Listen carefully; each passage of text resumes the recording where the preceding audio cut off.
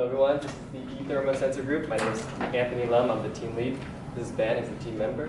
Steven is the document manager. Jay is the safety officer, and Samuel is our purchasing officer. And so the project background of this, this is a new project this quarter. All the members are new, including myself. And so we are following the ASME Code of Ethics. We're all pretty familiar with it from our 4 years of college here. And so it's based heavily on the use and design and manufacturing of a thermocouple. And so typical uses are in like high temperature data taking, in which you need to take temperature accurately. So uses online that we found are like fusion cores and like kilns and stuff. And so our project actually directly is in junction with the fuel cell senior design team. And so at the end of this project, we'll be using our thermocouple to measure temperature data in accordance with them. And so societal impacts, it's not that large per se, but in the engineering world, more accuracy is always better, so there is some importance in that. And it uses data recording devices, so as you can see, there's the leads on the end on the yellow, so you can't just touch stuff and record temperature, but you need to attach it to a device. So we have a thermometer, which is a fairly crude instrument, but we plan on using a DAC in the lab to take data.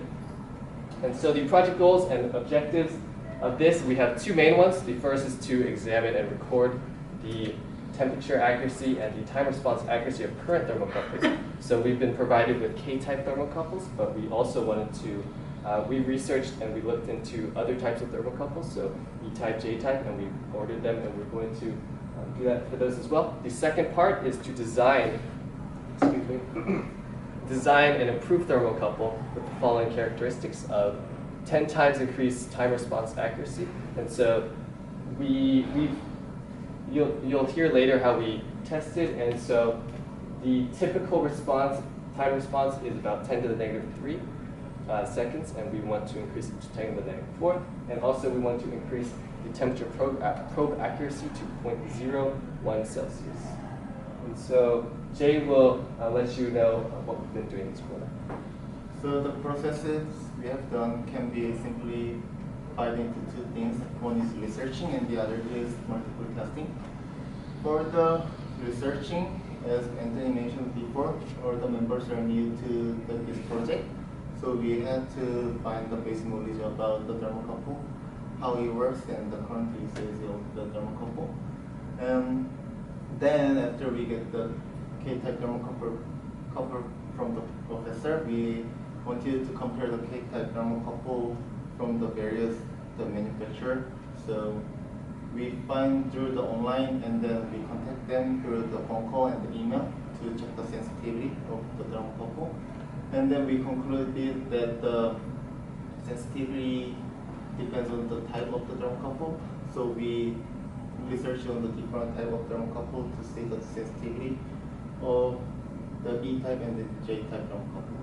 And then for the multiple testing, we tested through the experiment to check the sensitivity in terms of time and the sensitivity in terms of temperature. And the experiment was done by Anthony and Samuel, and then Samuel will present the details of the test. So like Jay was saying, so we just did 3 quick experiments for the K-type thermocouples.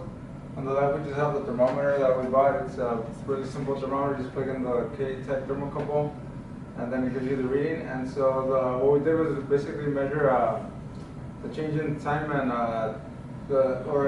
the change in temperature and in respect to time, and for 3 different conditions, going from room temperature to ice water, from room temperature to boiling water, and from ice water to boiling water.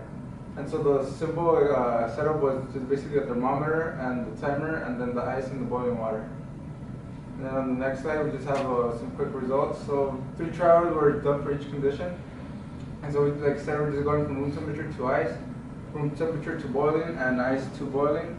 And so what we saw was that there's a faster temperature response when we go from ice to boiling and room temperature to boiling in comparison when just going from room temperature to ice water. So we picked up this project from the fall quarter, And its original goal was to design a lightweight, compact, and affordable device to measure temperature with high sensitivity and fast response time. It should also be able to transmit data to mobile devices wirelessly and be simple to use.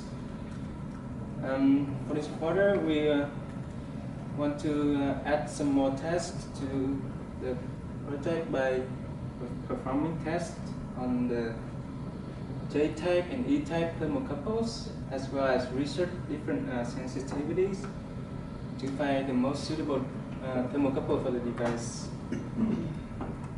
And we determined that we need to use the lab and 3D printing club, as well as doing real-life experiment to improve the project. Okay. Since we started this project this quarter, so we don't really have much technical failures so far. However, in the first 2 weeks, we didn't schedule a weekly meeting, so that way everyone was waiting for professor to contact us and give us instruction. So in this situation, our team lack of direction and motivation on researching. Also, during the testing, we didn't have a controlled environment and necessary equipment. We actually did the research in the kitchen in order to get the data as fast as possible. One lesson we learned from the failure is that the weekly meeting is very important, because we can make sure that everyone is on the same page during the weekly meeting, and we can work together and generating more ideas. The second one is that take the initiative on researching and testing.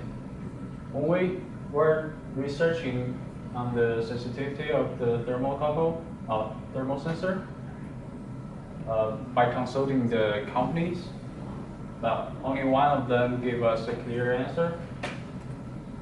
In this case, we found that we should order the thermosensor ourselves and test it and get the data for ourselves.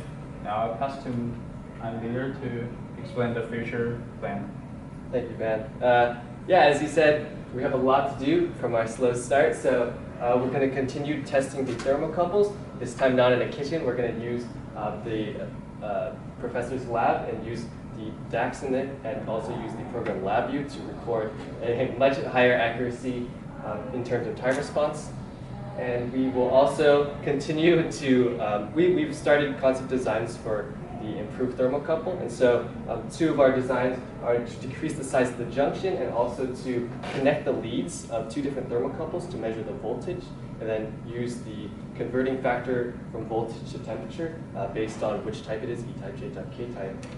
And finally, our end result is to use these thermocouples with the fuel cell senior design team and to measure accurate temperature points. And we have the expected cost down the bottom right, $57 for the J-type thermocouples that we ordered, $57 for the 5 E-type thermocouples that we ordered. We project to need the voltmeter to measure the voltage accurately, then convert to temperature. And then we also just set aside $50 for extra materials that we may need. So it's a pretty relatively cheap project, around $200. And are there any questions?